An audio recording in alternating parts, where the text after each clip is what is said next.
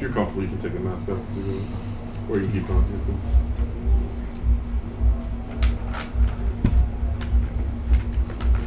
Dom, it's finally here, right? I mean, we've been building to this moment for a long time. It feels like, we've been talking to you a lot along the way, getting ready for this. What's the feel from you right now, man? Are you more amped up than normal? Does this feel different than other fight weeks? Yeah, man. I'm tired. Supposed to be sleeping right now, but it is what it is. Yeah, man, it's another opportunity to get my belt. I see it as my belt, and I'm here to claim what's mine. Yeah. Yeah.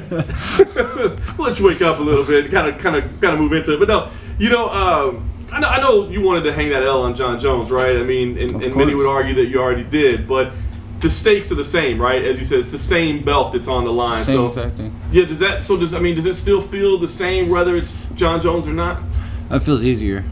The media is a little less. The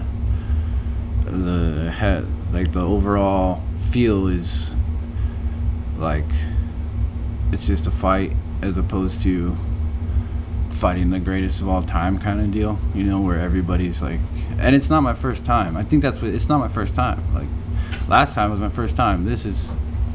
I'm a vet, like I know what to expect. I know exactly how to approach it. I know what to do. I know when to get hyped. I know when to stay, even keel.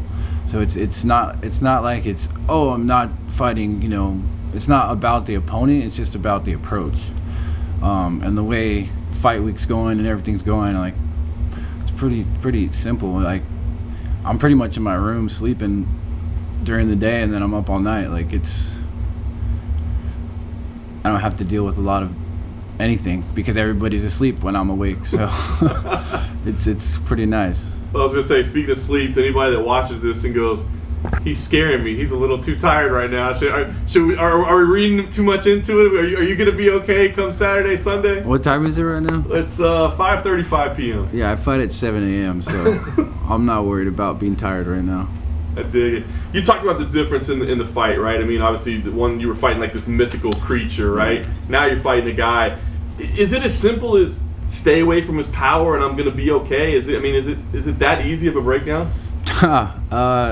You'd like to say that, right? I mean, but then again, he says he's like claiming his only attribute is power. So we're in the light heavyweight division, bro. Like I don't know if you know this, but we all have power. So, yeah, it's really a matter of just crossing my T's and dotting my I's. Staying sharp, and I'll be fine. Very nice. Of course, everybody's been affected by this pandemic and how they prepare and all that. As far as the way you're approaching this thing, has this impacted you? Have you been able to prepare as normal? I mean, what's it been like for you? Yeah, it's been pretty much normal. But the thing that's different is vetting training partners, right? Like I have to make sure not only are they a spy, are they just trying to hurt me? Are they trying to make a name off me to be a gym hero? But now the new thing is, are they trying to bring a virus into my camp and take me out through a virus? Like, and then, I'm gonna stay in weight class. I could step in. Like, you don't know what you're dealing with or who you're dealing with. So it's been a very close, tight camp.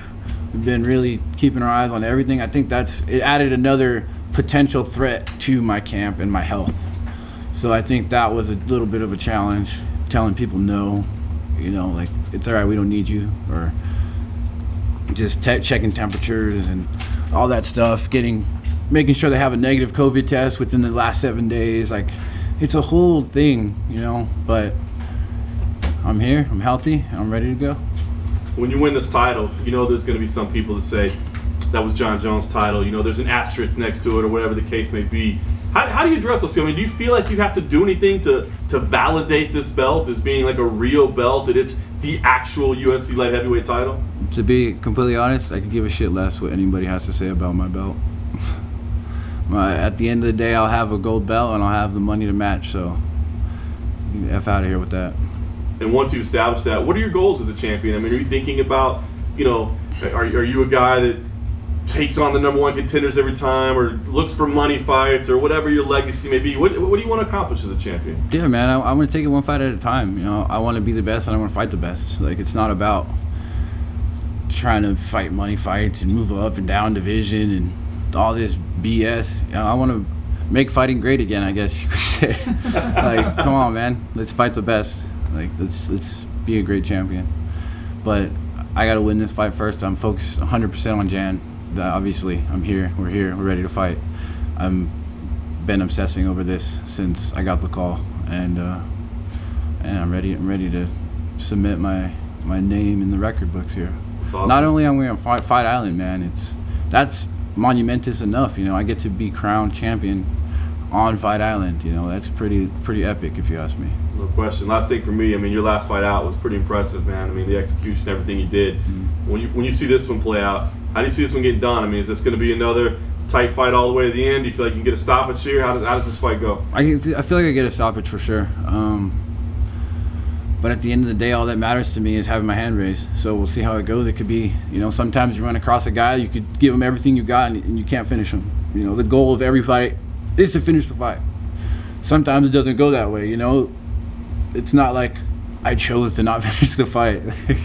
Oh, no, I don't want to finish the fight. I want to go to a decision. Like, no, that's never an option. That's never something that's on my mind.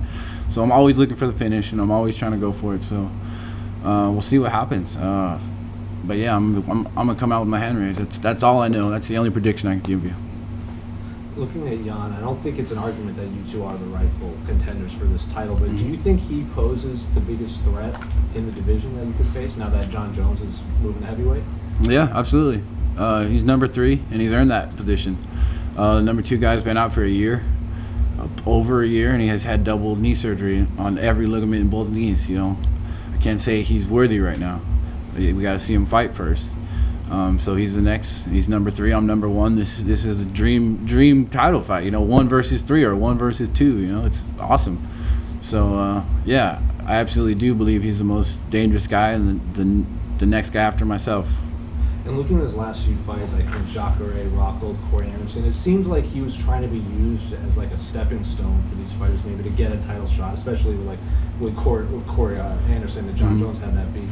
When you were watching those fights, did you know how good Jan was, or did you always favor his opponent, like a lot of the pundits and media? No, man, I've always been knowing. I'm not. I look at things objectively, and he has all the skills to be a good, worthy opponent.